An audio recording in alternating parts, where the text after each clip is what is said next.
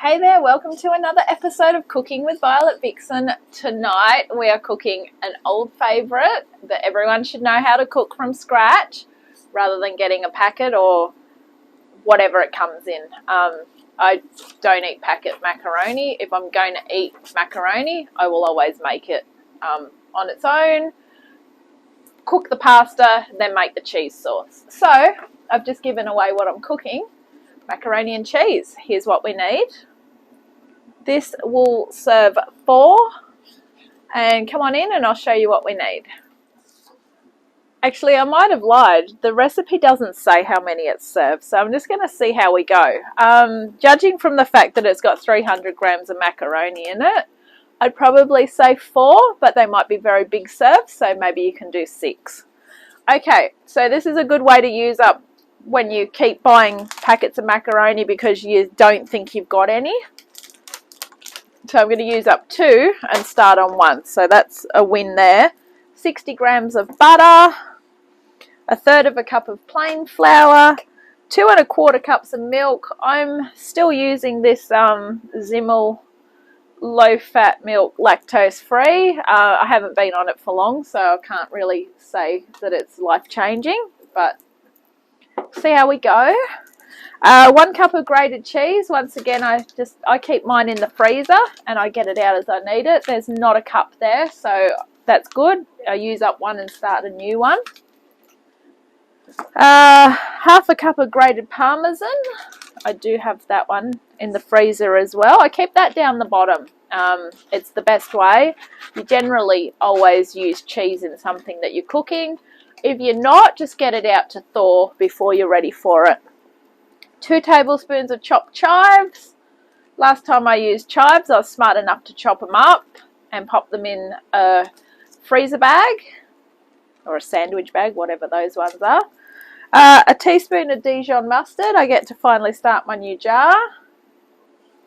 And salt and pepper. So the good thing about this one is we're not putting it in a dish and baking it in the oven. We're just quite simply cooking the macaroni, then cooking the sauce, adding the cheese and mixing it all together and serve it up. So it's a pretty quick recipe. So the thing that's probably going to take the longest is the macaroni. So grab a large saucepan and get some water on and start boiling, and grab another saucepan so we can cook the sauce. Okay, so I haven't actually finished weighing and measuring everything yet, but everything's so easy, so I can pretty much do it as we go. I've got my water on in a large saucepan with a little bit of salt. Gonna pop the scales on now.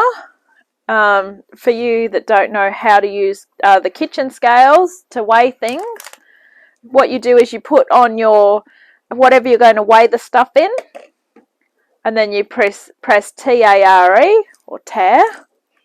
That will zero it. Then all you need to do is make sure that you've got 300 grams of product in there, and the reason I say 300 grams is obviously because that is how much we need for this. Unfortunately, I've got 2 different macaronis, but that's all good though. I like to try and do recipes where I'm using things up, and I believe this one should freeze well.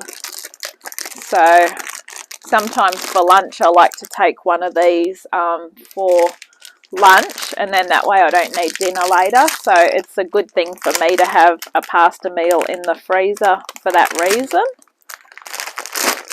I feel like if I have it early enough I can burn it off. Not very well, but I make a good attempt at it. Okay. Wow, at least I got 2 brands the same. This is the one from Aldi. Very small macaroni. Alright, that's only 168 grams, so we're just going to make up the difference to the 300 grams with this. It doesn't really matter what macaroni brand you use. It's just a matter of where you shop, I suppose, or whether you have to have a brand name. Obviously, if you shop in Aldi, which I've been trying to do lately because it saves me a bit of money, And I never really have an issue with anything from them. So you sort of don't have the luxury of choosing from all the different brands. That's 301 grams, so there's an extra gram in there. So the good thing is, I put my elastic band around one bag, the other two in the trash. So that's a good thing. All right, we've also got to weigh out some butter. So I've got my butter jug, the one that no matter how many times I wash it, it's still dirty.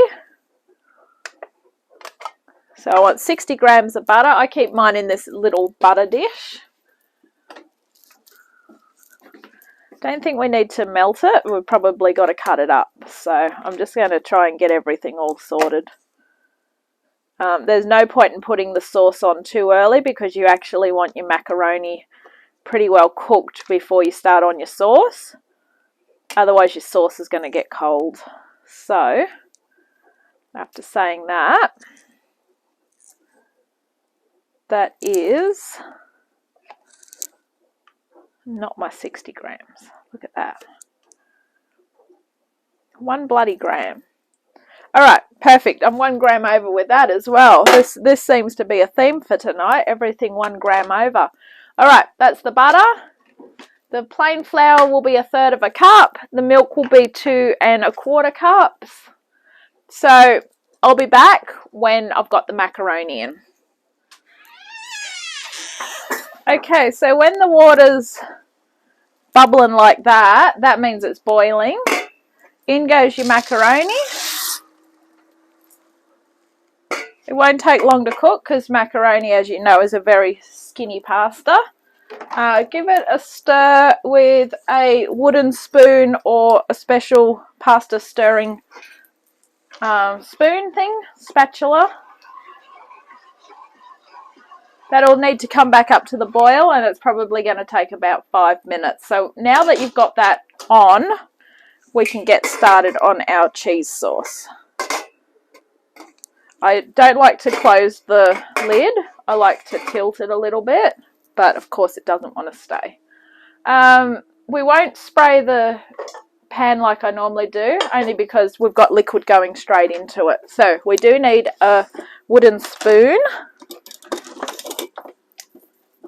Into that other one, we are going to put the butter in, and we're going to melt the butter. My ingredients list is falling over. Okay, so in goes that butter that we measured out earlier. Once this is melted, we are then going to add the flour. We stir that up to a bit of a paste. Then we remove it from the heat, and then that's when we add the milk. Alright, how's our pasta looking? You see what I mean? That is starting to double in size almost straight away. Now, the way you tell if your pasta's cooked, first of all, yes, it will double in size. Second of all, I normally just like to try a little bit. If it's soft, it's done. Sometimes a pasta recipe will tell you to cook your pasta so that it's al dente, which is actually meaning to the bite. So it's still got it's not cooked quite through. And the reason that normally you would do that is because that pasta is still going to cook. So you think if you have a pasta that's already cooked and then you put it in something else and you're cooking it again, you're going to have overcooked pasta. So that would be the only reason why you'd want al dente. However, because we're cooking the pasta but we're not doing anything else with it, we want it to our liking. So if you like a bit of a bitey pasta, do it that way. If you want it cooked, cook it right through. Just make sure it's done, that's the main thing. Alright, let's see if we can, you could just see the butter going there. I'm actually going to turn this one down to 2. because I'm still measuring out the cheese. I'm not weighing the cheese, I'm measuring it out. I had to cut open another bag for probably what's going to be the equivalent of 2 tablespoons of cheese if I'm lucky. It's always the way. Well, not really, but 99% of the time. And then I've also still got to measure out my Parmesan, my chives, and my Dijon. Now, when I used to have macaroni and cheese once a week, a long time ago, as my dinner. It was something that my mama always used to make for me, so I'd have it for lunch the next day. And she always used to use not Dijon mustard, but the seeded mustard. I think that's why I love the seeded mustard. But this recipe is Dijon mustard. You can use the seeded one if you don't have that one. If you want to add a little bit of variation, you can add the hot mustard as well. Although I would recommend that you cut your hot mustard down because the hot mustard is bloody hot. Alright. I wouldn't advise on using Dijonnaise just in case you thought that one was okay, because that one's got mayonnaise in it. It's very nice, but not what we want for this. Alright. So I've measured out all my cheese. Okay, that's bubbling away nicely. And this one's going really good as well. As you can see, beautiful. Alright. If you can learn to cook macaroni and cheese, you're doing well. And once everyone tries your macaroni and cheese, they won't want to have any other way. Alright. Stir that in. No lumps.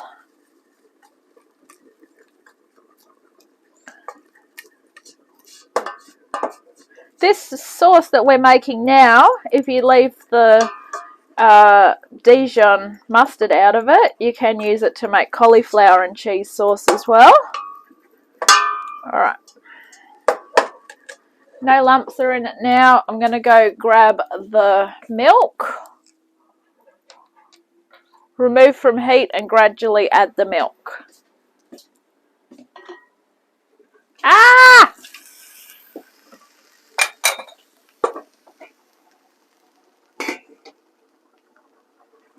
Okay, that was exciting. I've just turned the pasta down, obviously. It's good to be able to multitask in the kitchen, but sometimes shit gets on top of you, and through no fault of your own, your water just goes all over the place. Lucky it wasn't too much. Alright. Never turn your back on cooking anything, because you don't know what can happen. Alright.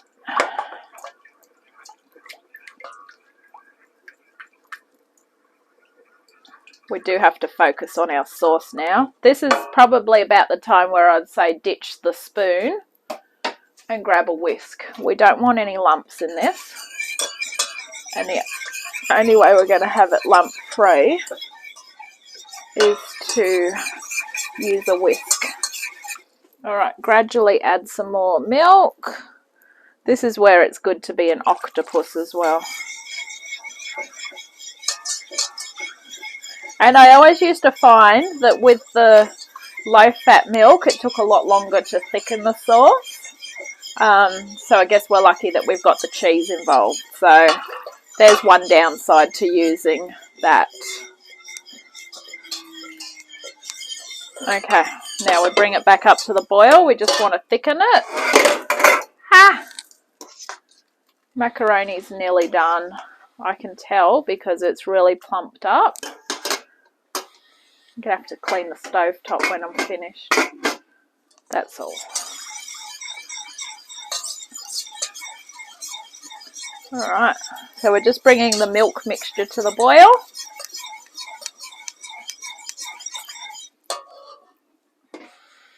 Leave your lid off a bit more. Ow, steam burns. Steam does burn. You don't think it does, but it does. Okay.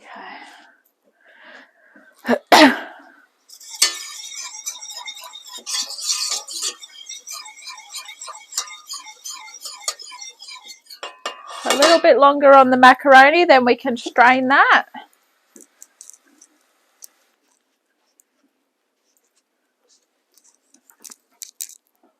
Okay, so it is going to take a bit longer, as I said, for that one to thicken up, and that's only because I think of the milk.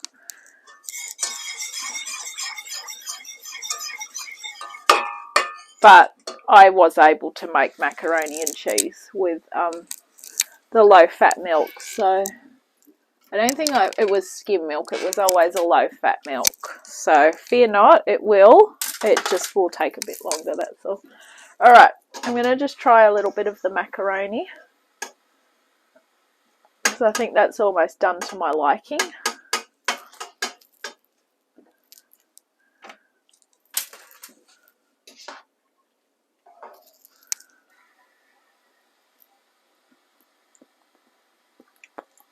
Just a tiny bit longer. That's al dente now.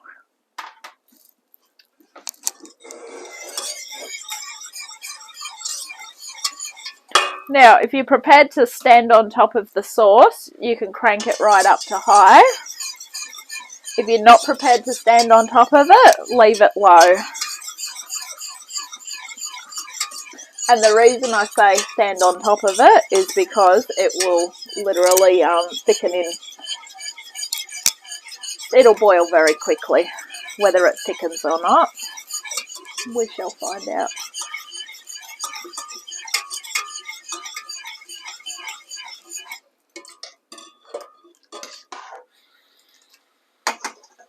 That's how you get your bit of an arm workout while you're cooking. Keep stirring.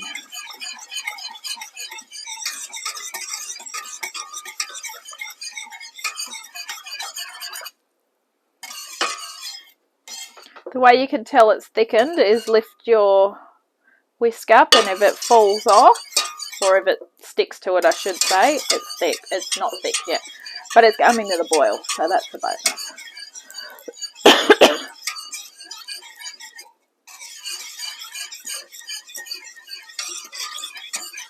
Alright, it's very close to the boil, and I don't want to burn it.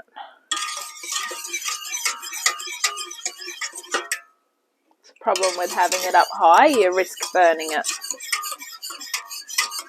But if you have it low, then you technically risk going to sleep, so you just got to find a happy medium.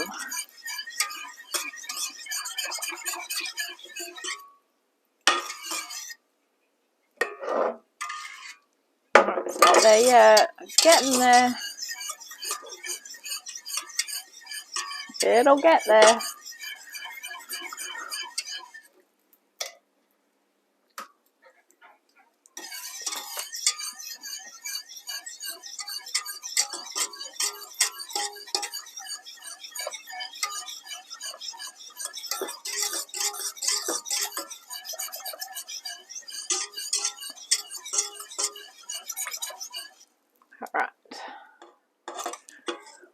Alright, I think I'm at a theory where that is as thick as it's going to get.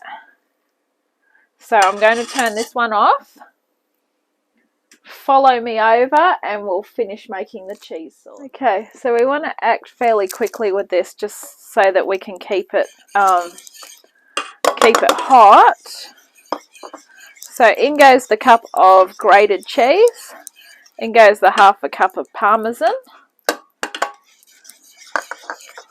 Get that stirred in, and as you can see, that thickened it. So that's why I said not to stress too much. Alright, also into this, we are going to add our chives. Come this side. Got a bit more light there. It's a bit hard to see. My kitchen's not the best for light. 2 tablespoons of chopped chives. This is why if you're going to put something into the freezer, try and get it into what you think you're going to use it in the most. Chives definitely, chopped being the main thing, I would say. And I'm just going to quite simply use all of this. By the time I muck around, I'm going to save about 10 little chive bits if I'm lucky. Alright, stir that through. That'll do. That's not quite my 2 tablespoons. And I've just got to get the Dijon, but before I do that, I'm going to drain the macaroni. So it's fairly straightforward. Get a colander.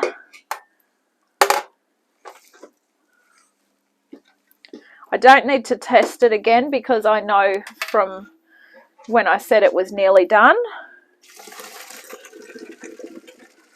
Quite simply just strain it and then straight back in to the pot. Voila, we have got macaroni. We've got cheese sauce. Alright, so just push the macaroni aside. Okay, all we need in here now is a crack of salt, crack of pepper.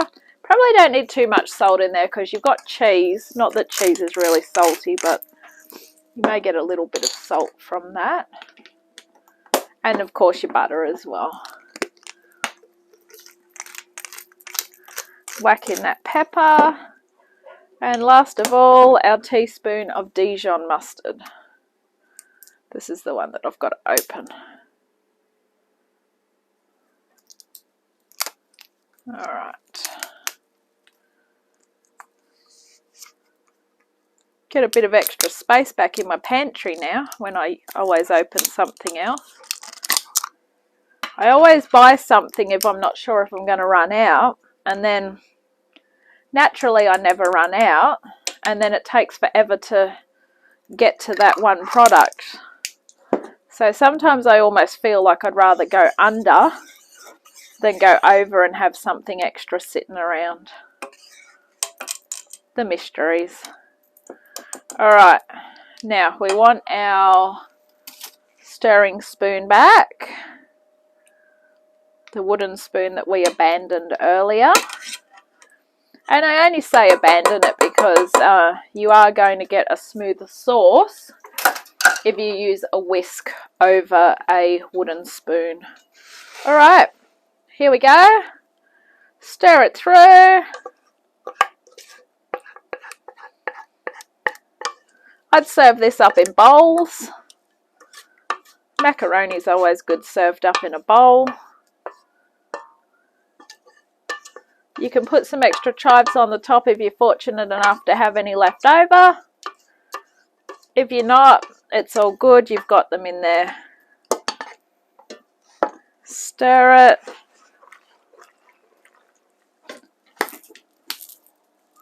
Alright. There we have it. Macaroni and cheese. Once you've made that, you won't go back to that packet stuff. I will catch you on our next adventure, and I really hope you enjoy that. Have a good one. Bye.